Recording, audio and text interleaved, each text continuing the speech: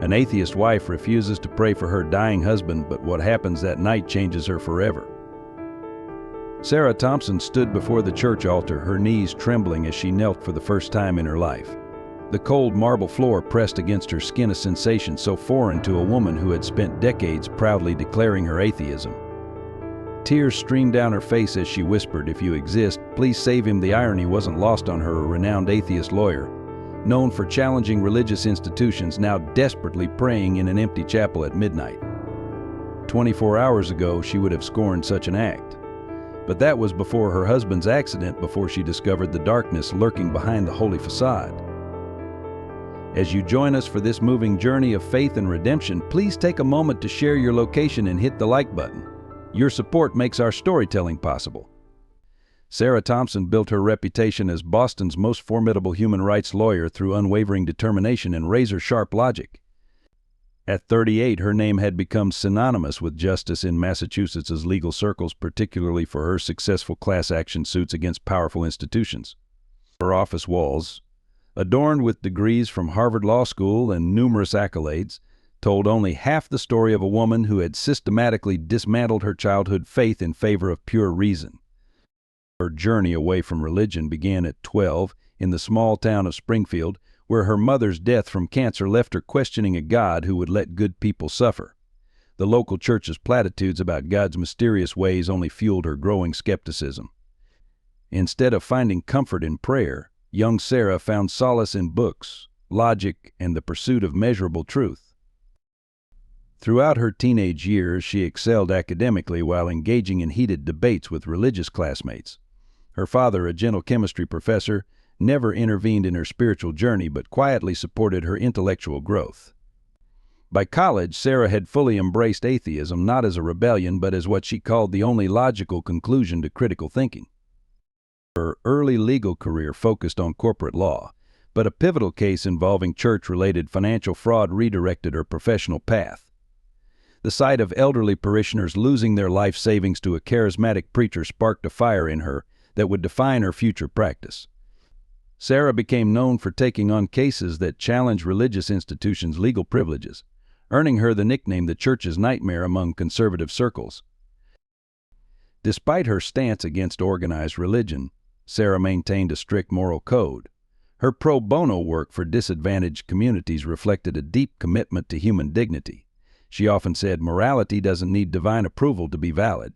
Her logical approach to ethics attracted clients who appreciated her ability to separate emotional manipulation from genuine justice.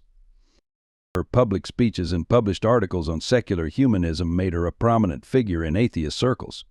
She regularly participated in debates with religious scholars, maintaining a reputation for respectful but uncompromising arguments against faith-based reasoning.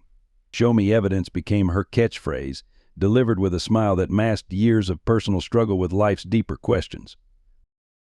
Then she met Michael Bennett at a charity fundraiser, a meeting that would challenge everything she thought she knew about faith and reason. Despite their fundamental disagreement about God's existence, she found herself drawn to his intellectual honesty and genuine compassion for others.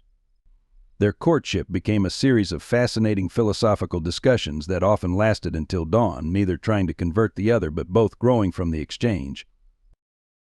The legal community watched with fascination as Boston's most prominent atheist lawyer married a devoted pastor. Their wedding made local headlines, with Sarah defiantly stating in interviews that their relationship proved love transcended religious differences.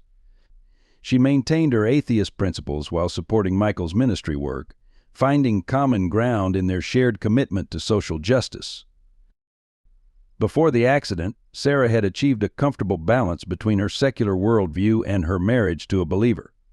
She attended community events at Michael's church, but never participated in religious services.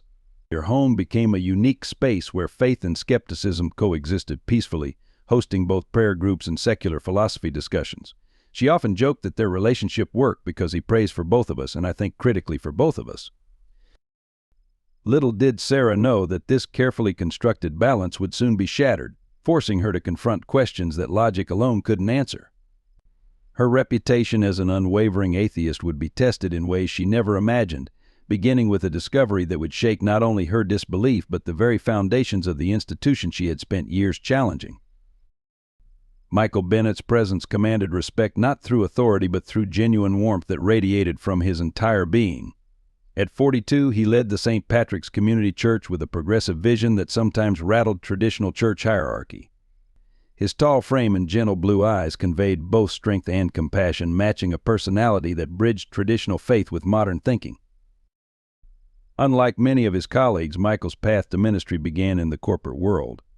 A successful investment banker turned pastor, he often said his previous career helped him understand both mankind's material and spiritual needs. His sermons often incorporated references to contemporary issues, making ancient scripture relevant to modern life. Faith without action is dead, he would remind his congregation, emphasizing the importance of practical Christianity over mere ritual. The Hope Center, his pioneering initiative within the church, provided job training, addiction recovery programs, and shelter for homeless families.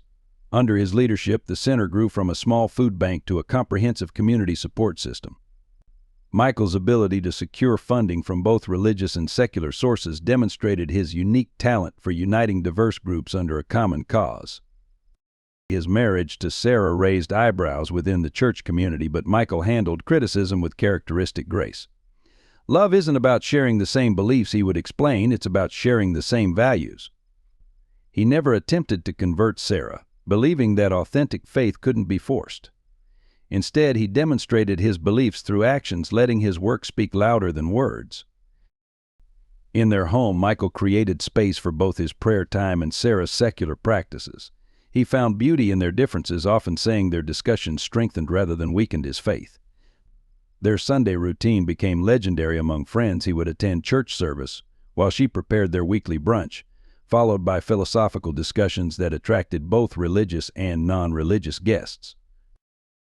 Michael's relationship with Bishop Thomas Anderson, his superior, was complex. While respecting church hierarchy, he often challenged traditional approaches to community service. His insistence on financial transparency and inclusive programs sometimes created tension with the more conservative church leadership. However, his successful track record and growing congregation made him too valuable to dismiss.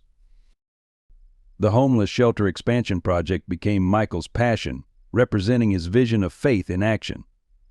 He spent months securing permits, donations, and community support, seeing it as an opportunity to demonstrate how religious institutions could work alongside secular organizations for the common good.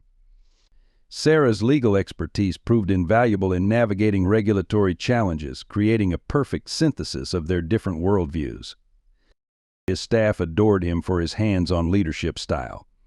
Whether serving meals at the shelter or counseling troubled youth, Michael believed in leading by example.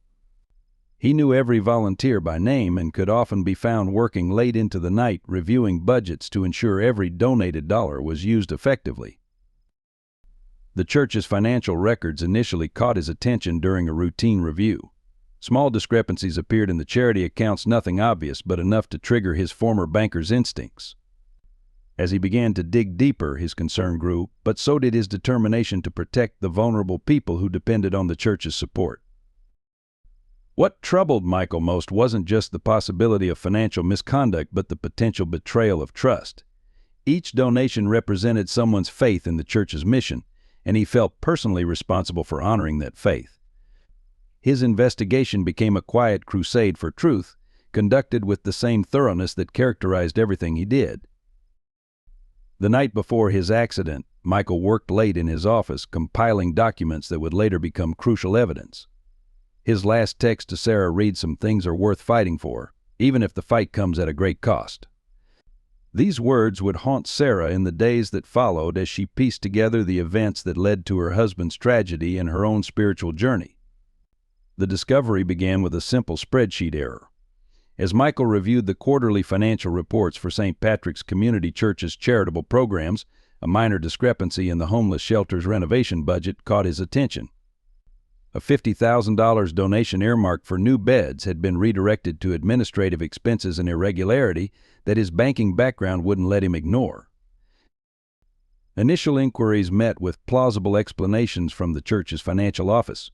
Emergency repairs, they said, showing documentation of supposed structural issues in the shelter's west wing. But Michael's instincts, honed by years of financial analysis, sensed something amiss. The contractor listed on the repairs didn't exist in any public records. Working late into the night, Michael began cross-referencing years of financial records. A pattern emerged: large donations repeatedly disappeared into vaguely labeled accounts before being transferred to offshore entities. The amounts were carefully structured to avoid attention, never too large at once, but totaling millions over time. Most disturbing were the connections leading to Bishop Thomas Anderson's private foundation. The scope of the fraud stunned him. Money intended for feeding homeless families had funded luxury renovations at the bishop's private residence. Donations meant for addiction recovery programs disappeared into investment accounts registered to shell companies. But even the church's scholarship fund for underprivileged youth had been systematically drained. Michael documented everything meticulously, knowing the explosive nature of his findings. He recorded names, dates, transactions, and connections in a secure digital file, creating backups on encrypted drives. His years in banking taught him the importance of irrefutable evidence. Each new discovery felt like a personal betrayal, shaking his faith not in God, but in the institutions claiming to do God's work. The deeper he dug, the more extensive the network appeared. Other churches in the diocese showed similar patterns of financial manipulation. The scheme had apparently operated for over a decade, carefully concealed behind the church's reputation for charitable work. Michael realized with growing horror that his own successful fundraising efforts had unknowingly fed this corrupt system. Sarah noticed changes in her husband's behavior: late nights at the office, distracted conversations, troubled sleep. When she asked, he would smile wearily and say he was working on something important. His reluctance to confide in her was unusual, but she respected his need for privacy, attributing it to church matters she preferred not to involve herself in. The breaking point came when Michael discovered that recent donations for the Children's Medical Fund, money meant to help families with critically ill children, had been diverted. That evening, he finally decided to act. He prepared a comprehensive report for the diocese's oversight committee and drafted emails to key church officials. "This ends now," he wrote in his journal. "Our faith must be built on truth, not deception." What Michael didn't know was that his private investigation hadn't gone unnoticed. His late-night presence in the church office, requests for financial records, and quiet conversations with junior staff had drawn attention. Bishop Anderson's network had eyes everywhere, and they recognized the threat that a former banker with a conscience represented. The last entry in Michael's computer dated the night before his accident read, "Meeting with Bishop Anderson tomorrow. Evidence ready." Sarah's copy prepared. He saved one final encrypted file to a drive labeled for Sarah, tucking it into his briefcase alongside a handwritten letter to his wife. The letter, which Sarah wouldn't find until weeks later, began: "My love, if anything happens to me, don't let 'em bury the truth." That night, as Michael prepared for bed, Sarah remembered him being unusually quiet but affectionate. He held her longer than usual before sleep, whispering, "Whatever happens, remember that love is stronger than fear." She would replay these words countless times in the weeks that followed, searching for clues she might have missed, signs of what was to come. The stage was set for a confrontation that would shake the foundations of not just a church, but of faith itself. As Michael drove to his meeting the next morning, carrying evidence that could expose years of systematic fraud, none of his preparations could have accounted for what awaited him on that fateful drive. The morning of October 15th dawned with an unusual autumn chill. Sarah remembered Michael's peculiar insistence on driving himself to the morning meeting, declining her usual offer to drop him off on her way to court. "I need the time to think," he'd said, kissing her goodbye with an intensity that would later haunt her dreams. At 9:47 a.m., Sarah was presenting arguments in federal court when her phone began vibrating incessantly. 3 missed calls from St. Patrick's Church, 2 from the police department. When she finally stepped out to return the calls, Officer James Miller's voice carried the weight of devastating news: Michael's car had veered off Winchester Bridge, plunging 40 feet into the icy river below.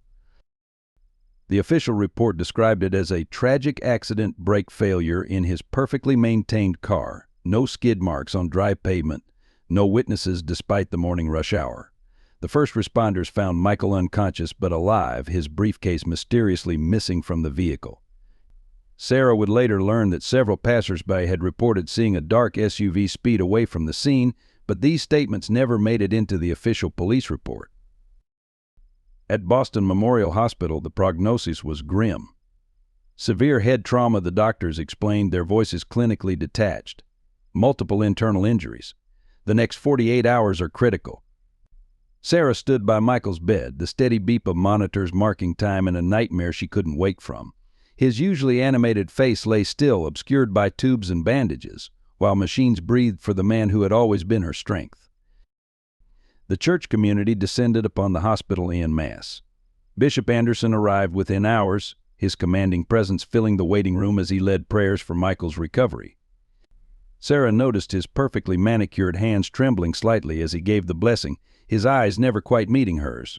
"We must have faith in God's plan," he announced to the gathered congregation members, though his voice carried an undertone that Sarah's lawyer's instinct found discordant. Detective Laura Martinez, assigned to investigate the accident, asked questions that seemed to scratch at something deeper. Why was Michael's laptop missing but his wallet untouched? Why had the car's black box mysteriously malfunctioned? The detective's eyes held a knowing look as she mentioned that the brake lines appeared to have been cleanly cut, not failed naturally as initially reported. The hospital became Sarah's second home. Days blurred together as she maintained her vigil, watching Michael still form for any sign of consciousness. The doctor spoke in carefully measured terms about coma states and diminishing chances of recovery. If he survives, they cautioned, he may never be the same. Sarah found herself talking to him constantly, recounting their debates about faith and reason, desperately hoping to reach him through the silence. Church officials visited regularly, always accompanied by their legal representative. Their concern seemed genuine, yet Sarah couldn't shake the feeling that they were watching her as much as they were visiting Michael. Sister Mary Elizabeth, an elderly nun who had worked with Michael at the homeless shelter, was the only one who visited alone. Her quiet prayers carried a different quality, less performance, more genuine anguish. 2 weeks after the accident, Sarah discovered the first threatening note in her mailbox. Some questions are better left unasked. She remembered Michael's recent distraction, his late nights at the office, the worried furrow in his brow that he thought she hadn't noticed. The lawyer in her began connecting dots she hadn't known existed. The police investigation stalled mysteriously. Evidence disappeared from the precinct. Witnesses recanted statements. Detective Martinez was suddenly transferred to another district.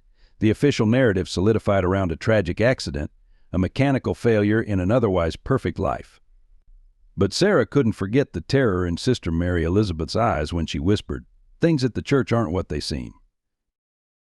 As Michael lay suspended between life and death, Sarah faced a choice she never thought she'd confront.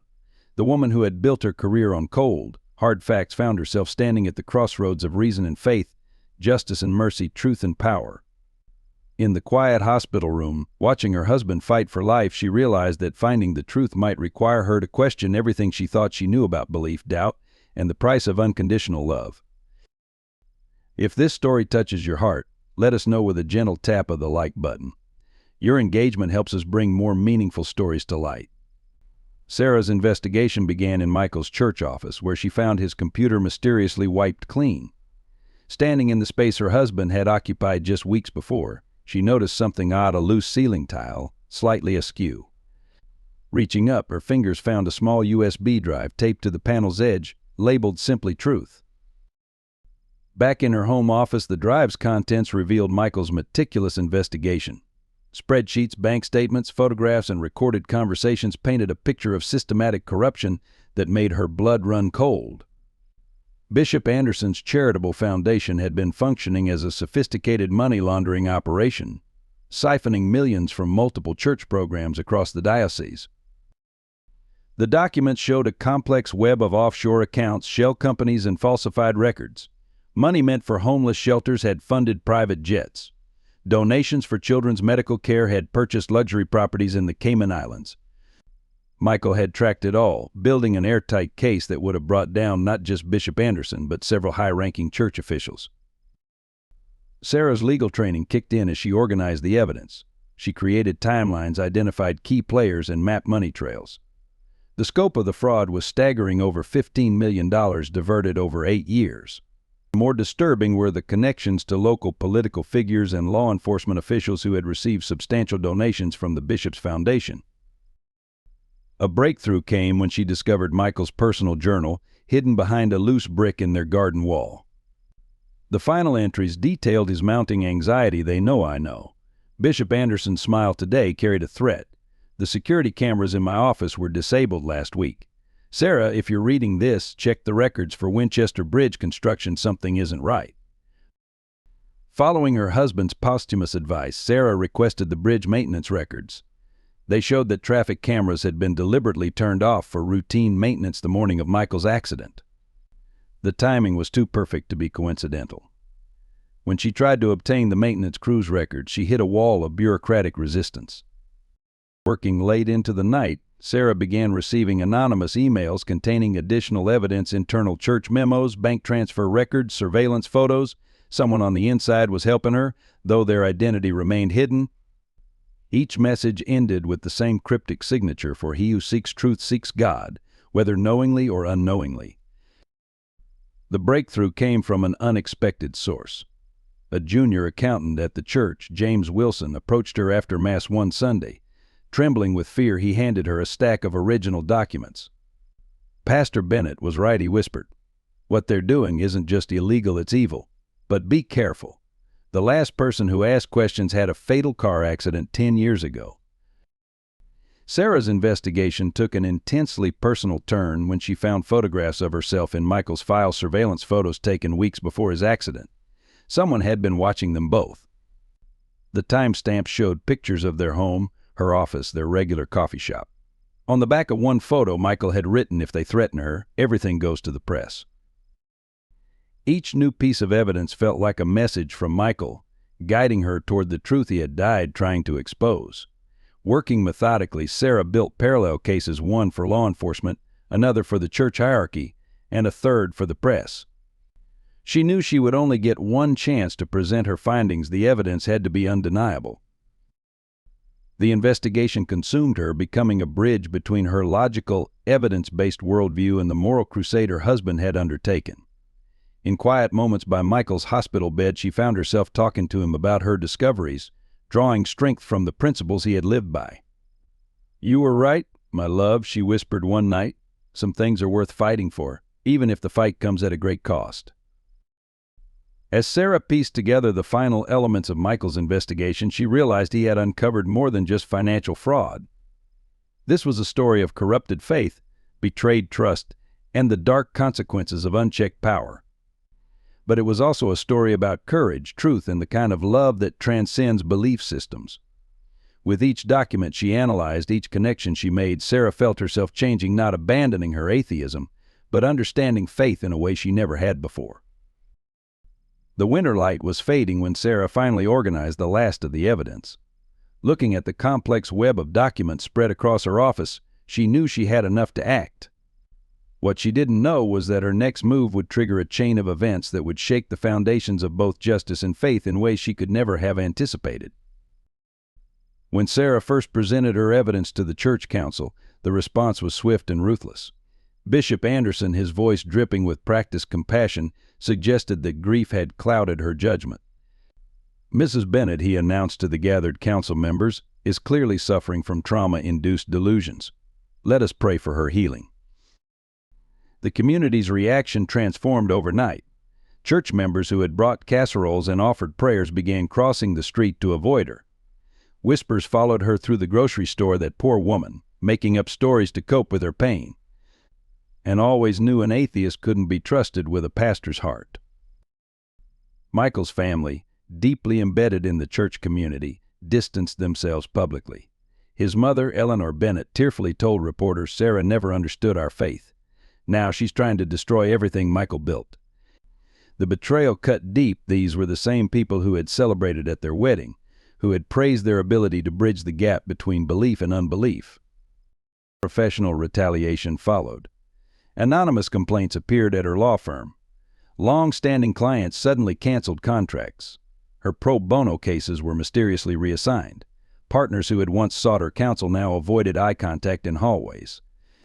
The message was clear: challenging the church would cost her everything.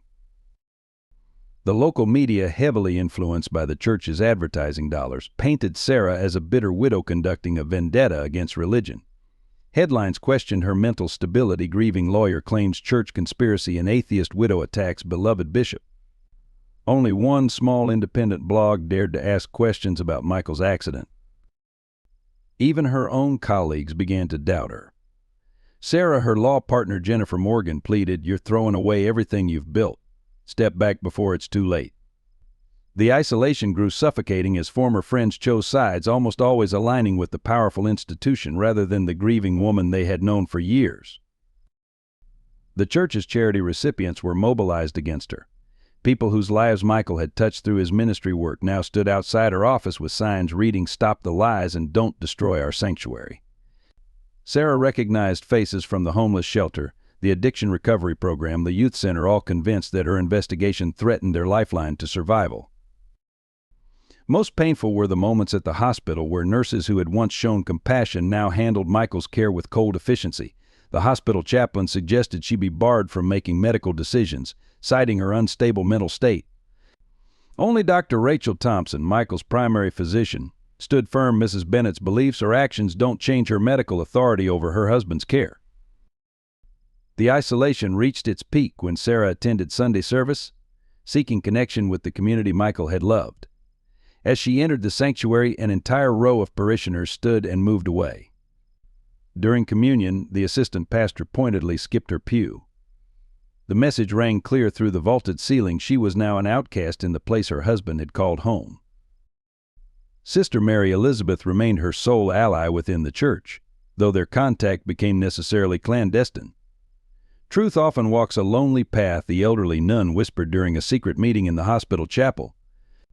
"But remember, child, even Jesus was abandoned by those he trusted most." The words, though born of faith, resonated with Sarah's deepening understanding of sacrifice.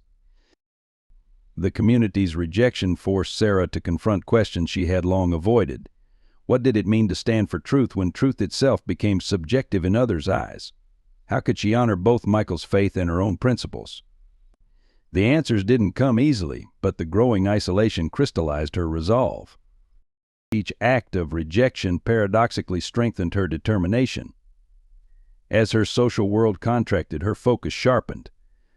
She began to understand why Michael had always insisted that faith wasn't about belonging to a community, it was about standing firm in one's convictions, even when standing alone. In her darkest moments, sitting beside Michael's hospital bed, Sarah found herself speaking to whatever power might be listening. Not prayers, exactly, but raw, honest conversations about justice, truth, and the cost of integrity. The woman who had built her life on empirical evidence was learning that some truths could only be found in the spaces between reason and faith. The community's backlash had stripped away every support system Sarah had known, leaving her with only her principles and the uncomfortable questions that arose in the silence of her isolation. But in that stripped-down existence, she began to glimpse what Michael had always tried to tell her, that sometimes losing everything was the first step to finding something greater than herself. Sarah's days fell into a punishing routine. Every morning began at Michael's bedside, reading case files aloud to his unconscious form while monitoring any slight change in his condition. The doctor's prognosis remained guardedly pessimistic, their technical terms barely masking a growing certainty that Michael would never fully recover. Her law firm placed her on compassionate leave, a polite term for professional exile. Decades of legal accomplishments crumbled under the weight of whispered accusations and thinly veiled threats. Former colleagues avoided her calls, and potential new employers mysteriously withdrew their interest after initial interviews. The financial strain began to show as medical bills mounted and her savings dwindled. Nights became a battlefield of insomnia and revelation. In her home office, surrounded by Michael's evidence and her own growing collection of documents, Sarah pieced together a pattern that extended far beyond simple financial fraud. The corruption had tentacles reaching into city government, law enforcement, and even the judicial system. Every discovery made her more vulnerable and more determined. The isolation carved deeper wounds than she had imagined possible. Her atheism, once a source of intellectual pride, became a lonely fortress. She found herself lingering in the hospital chapel, not praying but seeking the comfort of quiet contemplation. The same rational mind that rejected supernatural beliefs now grappled with questions that logic alone couldn't answer. Why did good people suffer? What made someone stand firm in their convictions despite overwhelming opposition? Physical threats began to materialize. Her home security system reported numerous breaches, though police investigations found nothing. Anonymous notes appeared on her windshield: "Drop it or drop dead." Her office was broken into, files ransacked, but nothing stolen, a clear message that nowhere was safe. Each intimidation attempt only reinforced the importance of what Michael had discovered. Sarah's relationship with Michael's family deteriorated further. His mother, once warm and accepting despite their different beliefs, now led prayer groups asking God to heal Sarah's confused mind. His sister Rebecca, a church administrator, publicly suggested that Sarah's godless influence might have contributed to Michael's accident. The betrayal of these once close relationships cut deeper than any anonymous threat. Her investigation consumed every waking moment not spent at the hospital. Sarah developed a complex system of evidence backup, storing copies with trusted contacts across the country. She learned to use encrypted communications, to watch for surveillance, to trust no one completely. The lawyer who had once fought for justice through proper channels now moved in shadows, understanding why Michael had kept his discoveries secret. Physical and emotional exhaustion began to take their toll. Sarah lost weight, her suits hanging loose on her frame. Dark circles under her eyes became permanent fixtures. Yet in this stripped-down state, she discovered reserves of strength she never knew she possessed. Each setback hardened her resolve. Each threat confirmed she was on the right track. The hardest moments came during her daily visits to Michael. Talking to him about her discoveries, she often found herself slipping into philosophical discussions they used to have. "You always said faith was about standing firm in what you believed, despite evidence to the contrary." She would tell his silent form, "I never understood until now. My faith isn't in God, but in truth and justice in you." Her atheism began to evolve, not into religious belief, but into something more nuanced. She gained a deeper understanding of why people turned to faith in times of crisis. The simple certainties of her previous worldview gave way to more complex questions. She maintained her skepticism about supernatural claims while developing a profound respect for the human need to find meaning in suffering. The investigation led her to unexpected allies. A retired police detective, disgusted by departmental corruption, provided crucial files about similar accidents. A former church accountant shared records she had hidden years ago out of fear. A journalist from an independent news website began quietly fact-checking her findings. These small connections formed a lifeline of support in her increasingly isolated world. Social media became a weapon used against her. Doctored photos suggested inappropriate relationships, edited videos took her words out of context, fake accounts spread vicious rumors. The digital assault was relentless, designed to destroy her credibility and break her spirit. Sarah learned to avoid online spaces, focusing instead on the tangible evidence mounting in her files. The transformation from respected attorney to conspiracy theorist pariah would have broken many people. But Sarah discovered that losing everything external forced her to find internal sources of strength. She began to understand Michael's sermons about the refiner's fire, how pressure and heat could either destroy or purify. Each night, after leaving the hospital, she would stand in their home office, looking at the evidence wall she'd created. Photos, documents, financial records, and connection maps covered every surface. In the center hung a picture of Michael from their wedding day, his eyes bright with the conviction that love could bridge any divide. "I'm beginning to understand, my love," she would whisper to his image. "Some truths are worth any price." The Sarah Thompson who had once argued cases with polished confidence and social grace was gone. In her place emerged a warrior, tempered by isolation and strengthened by adversity. She had lost her reputation, her career, her social standing, but in that stripping away she found an unshakable core of purpose. The question was no longer whether she could prove the corruption, but whether she would survive long enough to bring it to light. Sister Mary Elizabeth first approached Sarah in the hospital chapel at midnight, her aged frame casting a long shadow in the candlelight. "Mrs. Bennett," she whispered, her voice trembling, "Michael shared something with me before the accident, something that's been weighing on my soul." The elderly nun had served at St. Patrick's for over 4 decades, witnessing the church's transformation from a humble parish to a powerful institution. Her weathered hands clutched a worn leather journal as she sat beside Sarah. "I've kept records," she explained, "of things that didn't seem right. Small things at first, then larger patterns. Michael wasn't the first to notice, just the first brave enough to act. Over several clandestine meetings, Sister Mary Elizabeth shared her own investigation spanning years. She had documented suspicious deaths, unexpected transfers of questioning priests, and the gradual corruption of the church's charitable mission. Her small, neat handwriting filled dozens of notebooks, each entry dated and cross-referenced with meticulous care. Bishop Anderson arrived 15 years ago, she recalled, her voice hardening. Everything changed slowly, so slowly most didn't notice. The focus shifted from serving the poor to serving the powerful. Money meant for God's work began disappearing into special projects. Those who asked questions had accidents or found themselves discredited. The nun's revelations provided crucial context to Michael's findings. She remembered details about previous whistleblowers: Father David Connor's fatal heart attack at 42, Sister Margaret's sudden mental breakdown after questioning financial discrepancies, the young accountant who disappeared after raising concerns about the shelter's funding. Their meetings became increasingly dangerous. Security cameras would mysteriously malfunction during Sister Mary Elizabeth's hospital visits. She developed elaborate routes to avoid surveillance, changing her schedule randomly. "Perfect love casts out fear," she would quote, though her hand shook as she passed Sarah new evidence. The elderly nun became Sarah's bridge between faith and justice. She spoke of corruption not just as a legal issue but as a spiritual crime. "They've twisted God's house into a den of thieves," she would say, her voice breaking.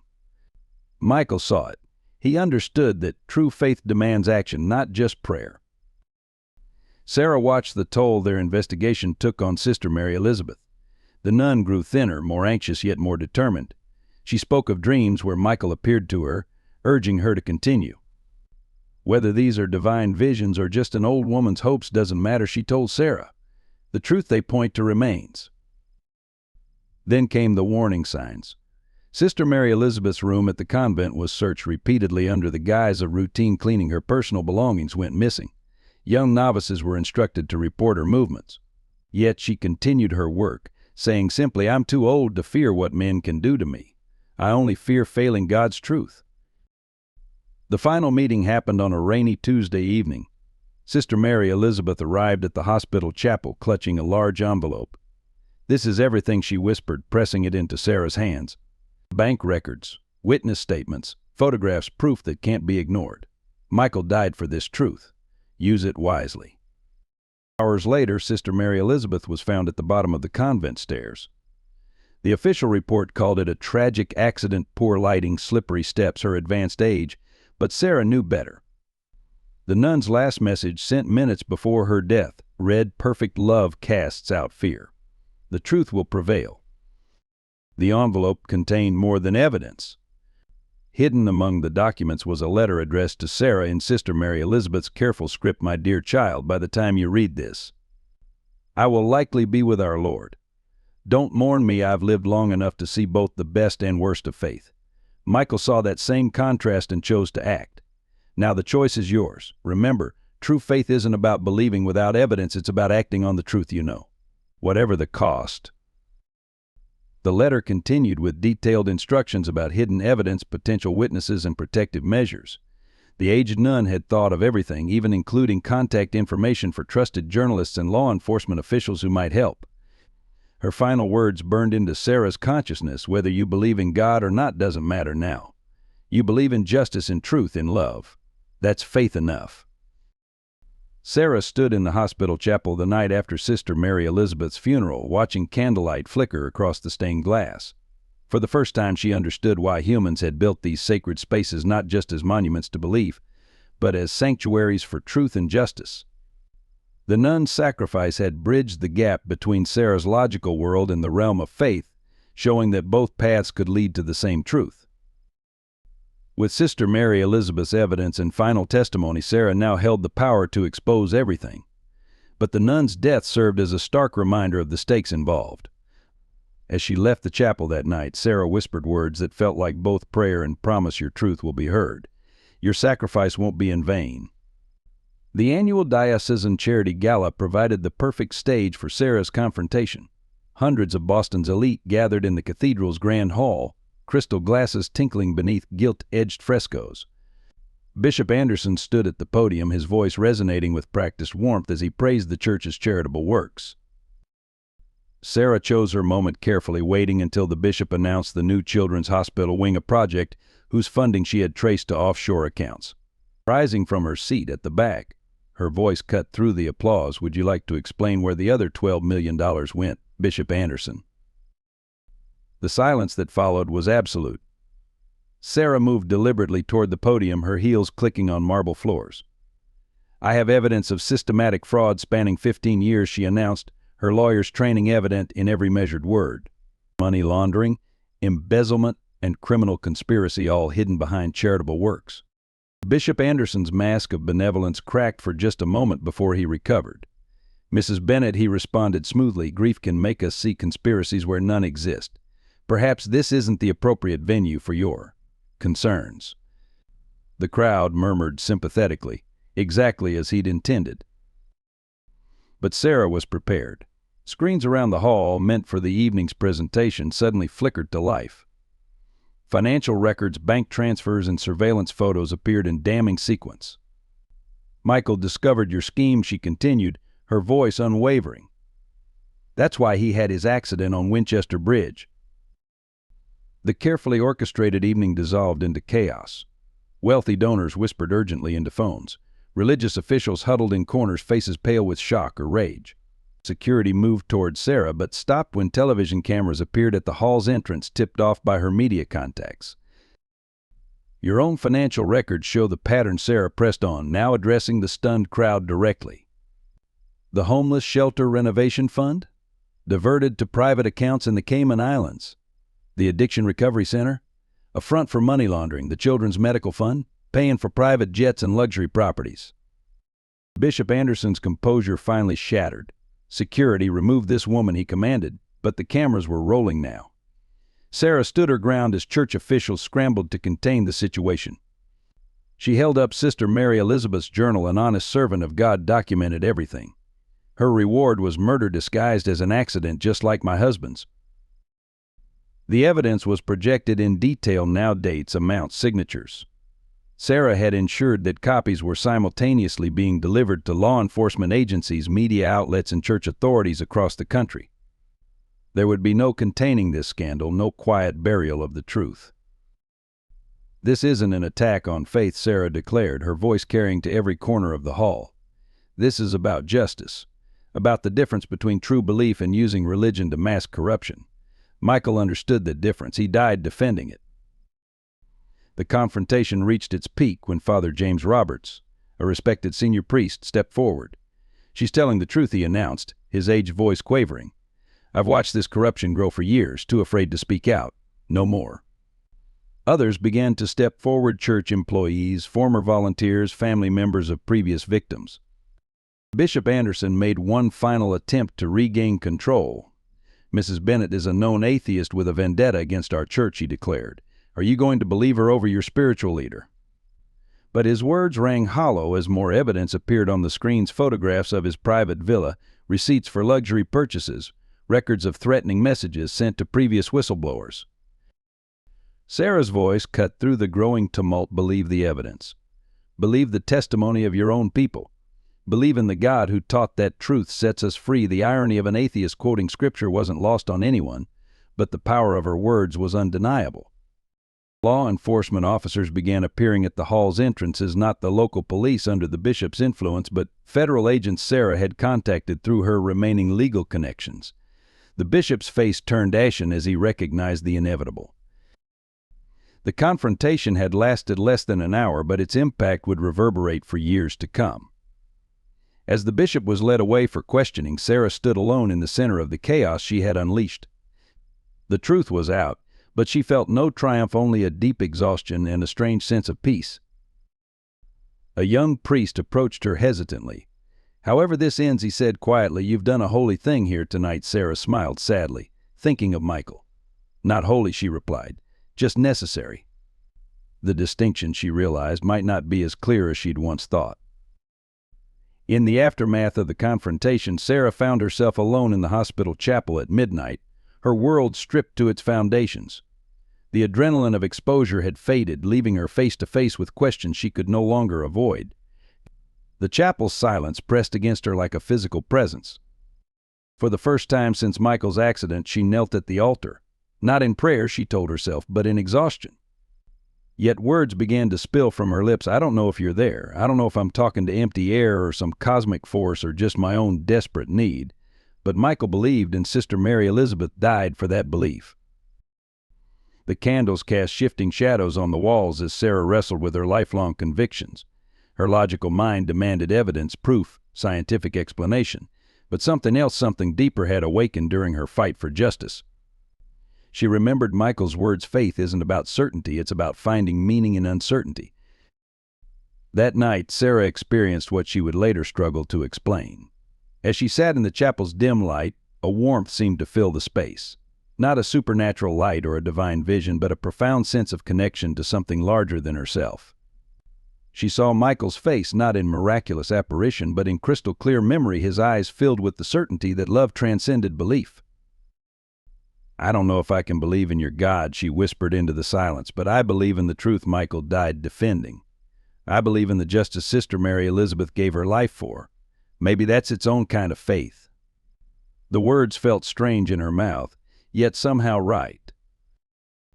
Images flooded her mind, Michael working late at the shelter, Sister Mary Elizabeth's gentle hands serving soup to the homeless, countless small acts of genuine faith she had witnessed but never fully understood. She saw now that her crusade for justice had never been solely about exposing corruption. It was about defending something pure at the heart of human belief. The crisis peaked as dawn approached. Sarah found herself doing something she'd never done before: praying. Not with formal words or religious ritual, but with raw honesty. If you're real, I don't need signs or miracles. I need strength to finish what Michael started. I need to understand what he understood about faith and justice being two sides of the same coin. As she spoke, Sarah realized she was changing. Not converting in the traditional sense, but transforming. Her rigid atheism had softened into something more nuanced, a recognition that truth could wear many faces. The lawyer who had demanded empirical evidence for everything now understood that some truths could only be found in the spaces between facts.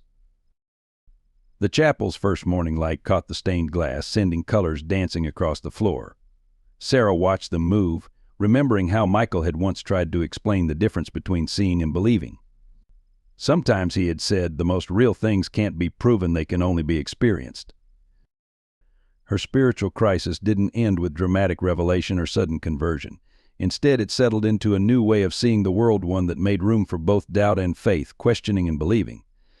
She understood now why Michael had never pushed her to share his beliefs. He had known she needed to find her own path to truth.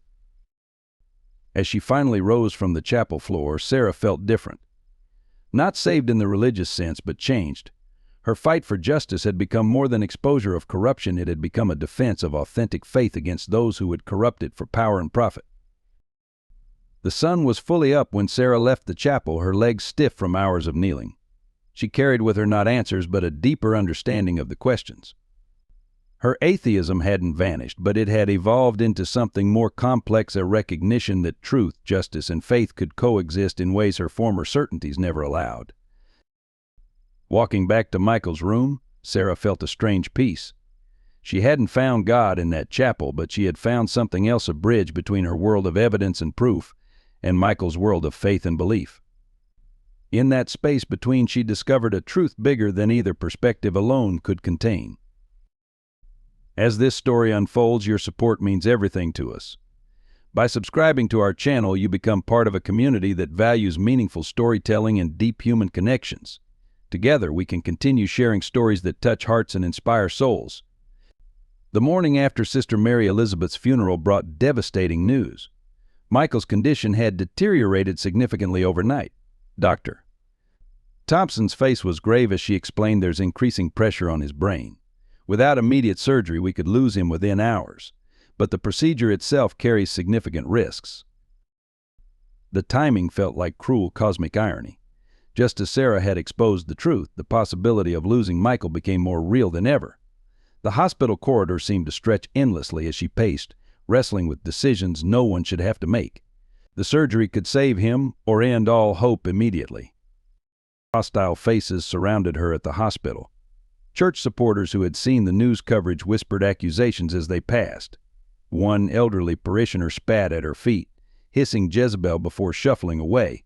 Security had to be posted outside Michael's room after several suspicious attempts to access his floor.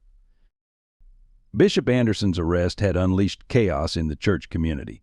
Sarah received word that her former in-laws were leading a prayer group to cast out the demonic influence she supposedly held over Michael.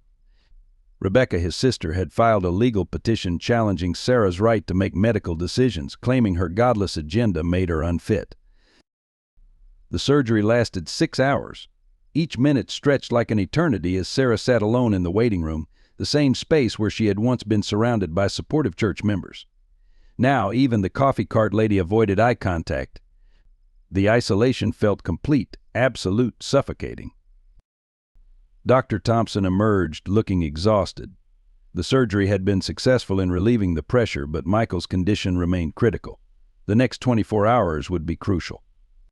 As Sarah sat by his bedside that night, the machine seemed to beep in accusation. Was her pursuit of justice worth this cost? News coverage of the church scandal had turned ugly. Conservative media painted Sarah as an atheist crusader destroying a beloved institution. Her evidence was dismissed as fabrication, her motives questioned, her character assassinated.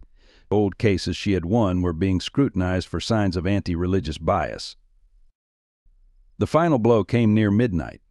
An email from her law firm's managing partner informed her that her position had been terminated. The official reason cited professional conduct concerns, but the message was clear: she had become too controversial, too dangerous to employ.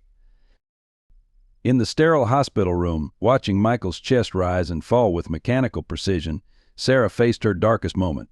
The weight of loss pressed down career, reputation, family, community, all sacrificed for a truth that half the city now refused to believe. Even if Michael survived, their life as they knew it was over. A nurse entered to check Michael's vitals, her face a mask of professional neutrality.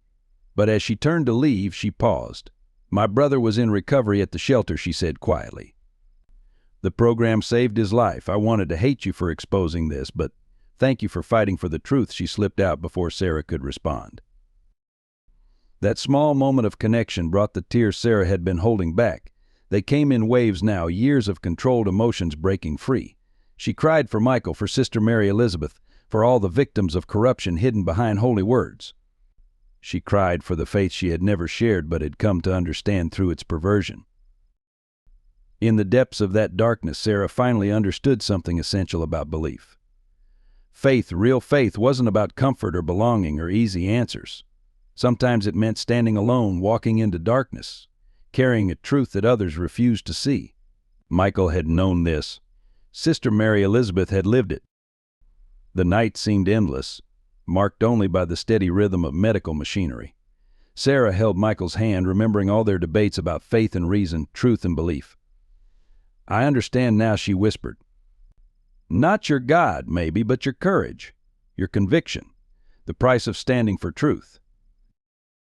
As dawn approached, Sarah watched the city lights flicker outside the hospital window. She had thought exposing the corruption would bring closure, justice, relief. Instead, it had brought her here to this moment of complete emptiness, where all certainties had crumbled except one: the truth, once seen, could not be unseen.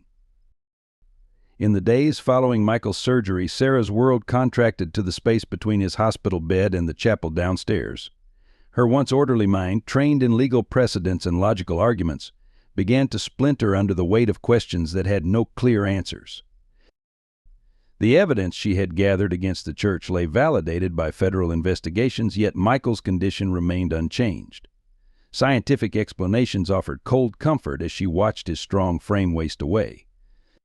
The rational certainties that had anchored her life seemed increasingly inadequate in the face of profound loss.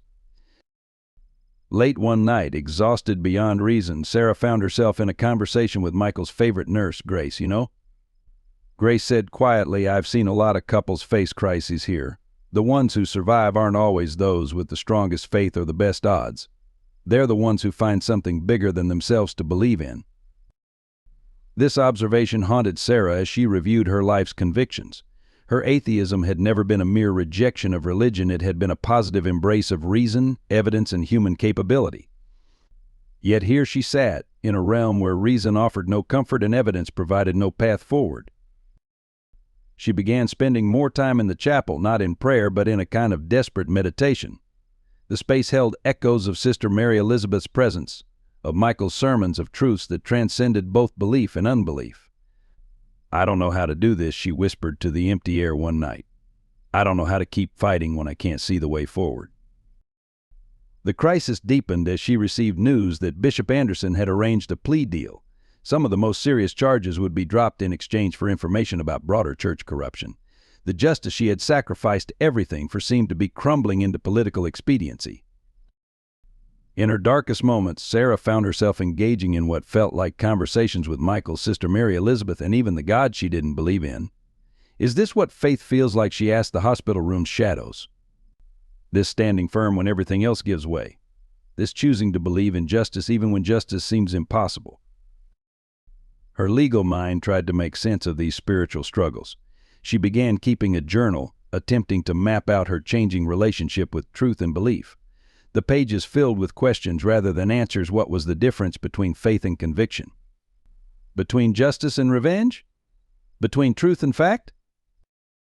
One particularly difficult night, after another discouraging medical report, Sarah found herself on her knees in the chapel. Not in prayer, she told herself, but in surrender to the recognition that some battles couldn't be won through strength alone.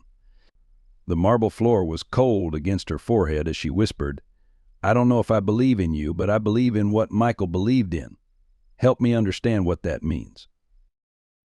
The crisis reached its peak when she received an anonymous letter from a church official, offering to make all this go away if she would publicly recant her accusations. The letter suggested that Michael's medical care could be better facilitated with the church's resources. The very idea sickened her, yet it forced her to confront the real cost of her pursuit of truth. In this moment of supreme testing, Sarah discovered something unexpected within herself. Her rejection of religious faith had always been based on its apparent demand for certainty without evidence. Yet here she was, choosing to stand firm in her conviction of truth and justice, not because she could prove every detail, but because she knew it was right. This realization didn't lead to a religious conversion, but to a deeper understanding of what Michael had tried to tell her about faith. It wasn't about accepting answers without questions, but about maintaining conviction in the face of uncertainty. Her crisis of belief became not a crisis of losing old certainties, but of finding new kinds of truth. As dawn broke after another sleepless night, Sarah watched the sun paint the chapel walls with color through the stained glass windows. She remained an atheist, but one who had gained a profound respect for the kind of faith that fueled the fight for justice.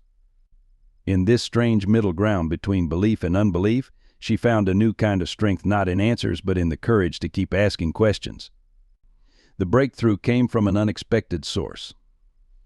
A junior technician at the church, Alex Parker, contacted Sarah through her lawyer's encrypted email. "I've been backing up everything he wrote. Years of deleted files, lost records, security footage they thought was erased. I can't stay silent anymore." Alex's data dump was massive terabytes of information that the church's leadership never suspected had been preserved. Email exchanges showing explicit discussions of fraud, videos of late-night document shredding sessions, recordings of conversations where Bishop Anderson threatened potential whistleblowers. Most crucially, security footage from Winchester Bridge on the morning of Michael's accident. The video footage was grainy but damning. 2 black CFEs boxing in Michael's car. A third vehicle forcing him toward the bridge railing. The accident played out in horrifying clarity, a deliberate assassination attempt caught on camera. The timestamp matched perfectly with phone records showing calls between the SUV drivers and Bishop Anderson's private line. More witnesses began coming forward. A maintenance worker who had been ordered to disable the bridge's security cameras that morning. A bank teller who had processed suspicious transfers under duress. Former church employees who had been bought off or threatened into silence. The wall of silence cracked, then shattered. The federal investigation expanded rapidly. Agents discovered offshore accounts holding millions in embezzled funds. Properties purchased with stolen charity money were seized. The corruption network extended far beyond Boston, implicating church officials in 3 states and reaching into the highest levels of diocesan leadership. Most shocking were the records of previous accidents. Father David Connor's fatal heart attack was revealed to have been caused by poisoning. Sister Margaret's mental breakdown followed months of psychological torture and gaslighting. The young accountant who disappeared had been given a new identity and shipped overseas, his silence bought with stolen charity funds. Sister Mary Elizabeth's death proved to be the key that unlocked everything. Her meticulous records, combined with Alex's digital evidence, created an unbreakable chain of proof. The nun had known she was in danger but had carefully arranged for her evidence to be preserved. Her final act of faith was ensuring that the truth would survive her. The church's financial records revealed a sophisticated money laundering operation. Donations were cycled through multiple shell companies, emerging as clean funds in private accounts. Children's medical care, homeless shelters, addiction treatment all had been used as fronts for a massive criminal enterprise. The scope of the fraud was staggering, but the human cost was immeasurable. Local law enforcement's complicity was exposed through email trails and financial records. Several high-ranking officers had received regular payments from church-controlled accounts. The investigation into Michael's accident had been deliberately sabotaged, evidence destroyed, witnesses intimidated. The corruption had infected every level of authority. Alex's data included recordings from Bishop Anderson's private office. In one particularly damning conversation, he discussed Michael's discovery of the fraud. Bennett knows too much. Handle it like we handled Connor. Make it look natural. The recording was dated 3 days before Michael's accident. Personal correspondence between church officials revealed their contempt for the people they claimed to serve. Emails joked about stupid sheep donating to fake charities. Messages discussed using addiction program funds for luxury vacations. The hypocrisy was absolute and documented in their own words. The evidence painted a picture of systematic evil hiding behind religious authority. Every charitable program had been corrupted, every good intention twisted to serve greed. The investigation revealed not just financial crimes but a profound betrayal of faith itself. The institution meant to serve God had been serving mammon instead. Sarah worked with federal prosecutors to organize the evidence for multiple criminal cases. Her legal training proved invaluable in structuring the massive amount of information into coherent narratives of corruption. The truth she had sacrificed everything to expose was finally taking shape in indictments and court filings. As news of the evidence spread, more victims came forward. Families whose medical fund donations had been stolen. Homeless people kicked out of shelters that were closed for renovation while the money went to private accounts. Recovering addicts whose program funding had been diverted to buy luxury cars. The human cost of the corruption became horrifyingly clear. The final piece fell into place when Alex discovered encrypted files on Bishop Anderson's personal computer.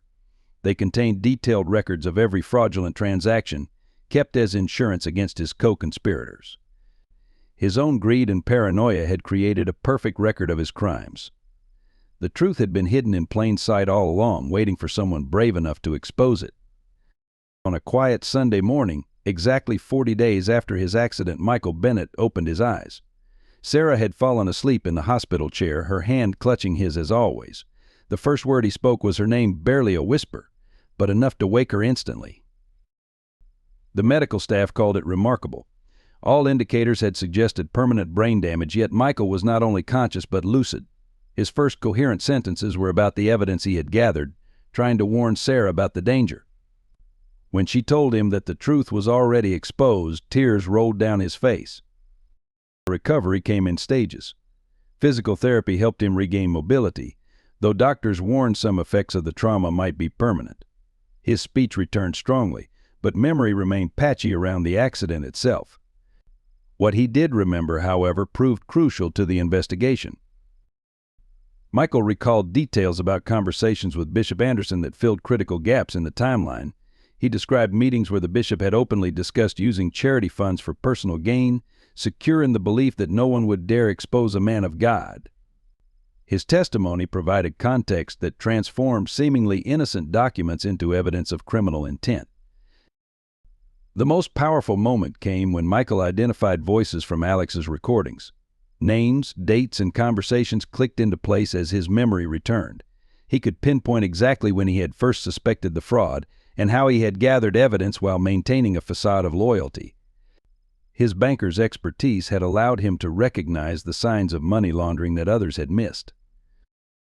During his recovery, Michael struggled with the spiritual implications of what had happened. "I never lost faith in God," he told Sarah one evening, "but I learned that faith requires action. Believing wasn't enough, I had to defend what I believed in." His conviction that exposing corruption was a sacred duty helped him process the trauma of betrayal. As his strength returned, Michael insisted on recording a detailed video testimony. He described how his investigation had begun with small discrepancies in the homeless shelter's accounts and led to the discovery of system-wide fraud. His calm, measured description of criminal activity masked as charity work became powerful evidence for the prosecution. The church community's reaction to Michael's recovery was mixed. Some called it a miracle and proof of divine intervention. Others, still loyal to Bishop Anderson, spread rumors that brain damage had made Michael delusional. But when he wheeled himself into the chapel for the first time, his presence silenced all debate. The truth was embodied in his injured but unbowed form. Sarah watched her husband's spiritual and physical healing with a new understanding. His faith hadn't been shaken by the corruption he discovered. Instead, it had been strengthened by the fight for truth. She saw in him a kind of belief that didn't deny reality but engaged with it, that saw exposing evil as a form of worship. Medical staff noted that Michael's recovery accelerated after he began sharing his story. Each recollection, each piece of testimony seemed to strengthen not just his case but his spirit. The man who emerged from the coma was different from the one who had entered it, more determined, more focused on justice as an expression of faith. In quiet moments between physical therapy sessions, Michael shared deeper insights about his experience. He spoke of consciousness during his coma, of hearing Sarah's voice reading case files, of feeling Sister Mary Elizabeth's presence. Whether these were dreams or something more remained a mystery that bridged Sarah's rationality and his faith.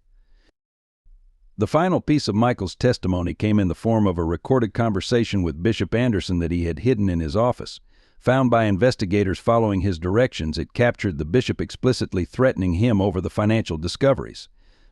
This evidence, combined with Michael's live testimony, ensured that justice would be served. As Michael regained his strength, he and Sarah began to rebuild their life together.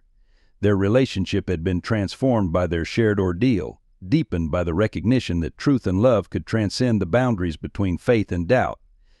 His recovery became a symbol of hope for those who had been victimized by corruption.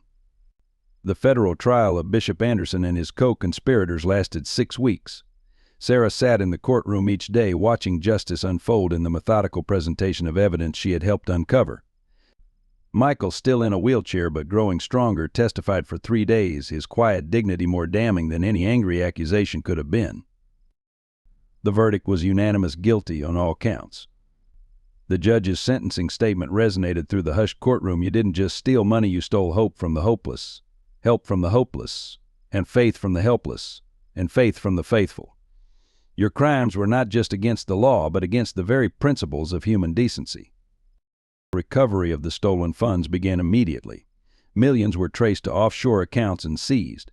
Properties bought with embezzled money were sold. The proceeds returned to the charitable programs they were meant to support. The homeless shelter reopened with expanded facilities. The addiction recovery program resumed with proper funding. The children's medical fund was restored and strengthened. The church community began its own healing process. A new leadership council, led by Father James Roberts and other priests who had supported the investigation, implemented strict financial oversight measures. Transparency became their watchword. Monthly public audits and open board meetings restored trust gradually but steadily. Michael's family finally understood the full truth. His mother, Eleanor, tearfully apologized to Sarah during a private dinner. "We were so afraid of questioning authority that we forgot to question our own hearts," she admitted. Rebecca, his sister, began working with the new church administration to establish safeguards against future corruption. The media narrative shifted as more evidence became public. Sarah's reputation was restored and enhanced. Law firms began courting her to head their corporate ethics divisions. She chose instead to establish a nonprofit organization dedicated to investigating financial fraud in religious and charitable institutions, naming it the Sister Mary Elizabeth Foundation for Truth and Justice. Local law enforcement underwent a major restructuring. Officers who had participated in the cover-up were prosecuted. New policies were implemented to prevent corruption. The bridge where Michael's accident occurred was renamed Truth Seekers Crossing, a small but symbolic acknowledgement of the cost of exposing corruption. Alex Parker, the technician whose evidence had proved crucial, emerged as an unexpected hero. His meticulous digital archiving had preserved truth that others had tried to destroy. He joined Sarah's new foundation as head of digital forensics, turning his skills to protecting other whistleblowers and their evidence. The hospital staff who had cared for Michael organized a celebration when he was finally discharged. Dr. Thompson spoke for many when she said, "Some call it a miracle, others call it determination. Whatever you call it, this recovery reminds us that truth and justice are worth fighting for." Most powerful was the response from those who had been helped by the church's legitimate charitable works. Former addicts, homeless families, and parents of sick children rallied to support the reorganized programs. Their testimony about lives changed by genuine charity stood in stark contrast to the corruption that had been exposed. Sarah and Michael found their relationship deepened by the ordeal they had survived. Their differences in belief no longer seemed like barriers but rather complementary perspectives on truth. They began speaking together at conferences about ethics, justice, and the importance of moral courage in both secular and religious contexts. The resolution brought not just justice but transformation. The exposed corruption had revealed the strength of true faith, the power of unwavering conviction, and the importance of standing for truth regardless of the cost. In the end, it wasn't just about punishing the guilty, it was about restoring faith in the possibility of justice and the power of truth to prevail. As spring returned to Boston, Sarah and Michael sat in their garden, watching new life emerge from winter's darkness. "You know," Michael said quietly, "sometimes destroying a false temple is the most sacred act of all." Sarah squeezed his hand, understanding now that truth itself was a kind of faith, one that transcended the boundaries between belief and doubt. 1 year after Bishop Anderson's conviction, Sarah and Michael stood together in St. Patrick's renovated chapel. The evening light filtered through new stained glass windows donated by the community and depicting scenes of justice, truth, and redemption. The largest panel showed an image of Sister Mary Elizabeth, her gentle face forever watching over those who sought truth. "I still don't believe in God," Sarah said quietly, "but I believe in what happens in places like this when people choose truth over comfort, justice over power." Michael smiled, his hand steady now as he held hers. "Faith isn't about what you don't believe," he replied. "It's about what you choose to stand for." Their story had become a catalyst for change far beyond Boston. Religious institutions across the country had adopted the Bennett Protocol's stringent financial oversight measures designed to prevent similar corruption. Sarah's foundation had helped expose dozens of similar schemes, always working to protect legitimate charitable work while fighting exploitation. The Sister Mary Elizabeth Foundation had grown into a powerful force for accountability. Its team of investigators, lawyers, and ethical hackers worked tirelessly to protect whistleblowers and expose corruption. Each case they handled was dedicated to the memory of the quiet nun who had given her life for truth. Michael's recovery, though not complete, had progressed far beyond medical expectations. He returned to ministry, but with a different focus, working with Sarah's foundation to help religious organizations maintain ethical practices. Their partnership became a living example of how faith and skepticism could work together in pursuit of truth. The chapel itself had been transformed. Where once it had housed corruption masked as piety, it now served as a genuine sanctuary for both believers and seekers.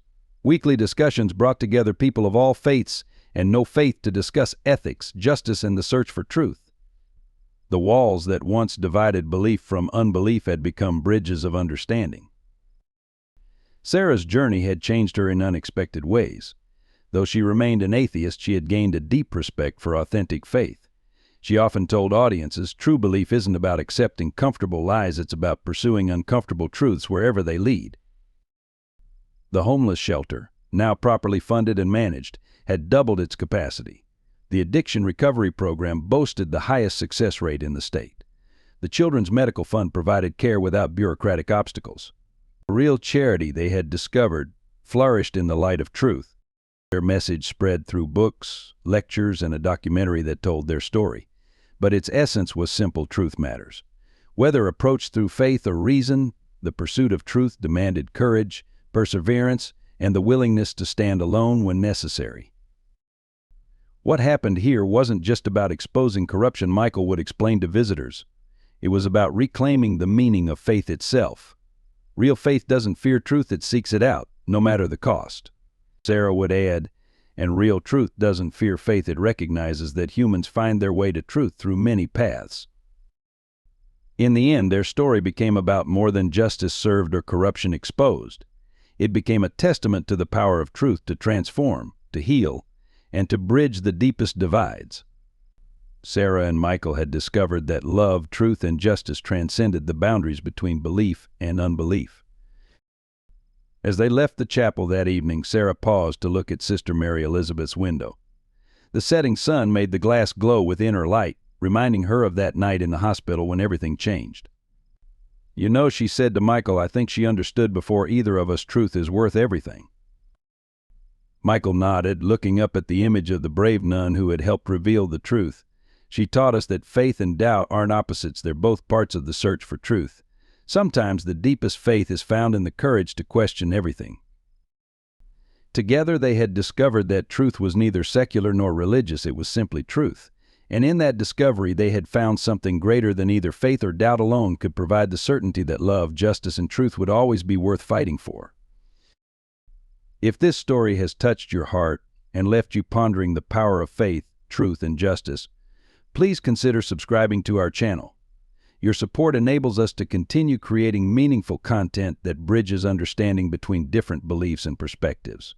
Share this video with friends and family who might find solace or inspiration in this journey. Don't forget to like and share your thoughts in the comments below. Would you like to hear what happens next in this powerful story of redemption? Let us know if you're interested in part 2.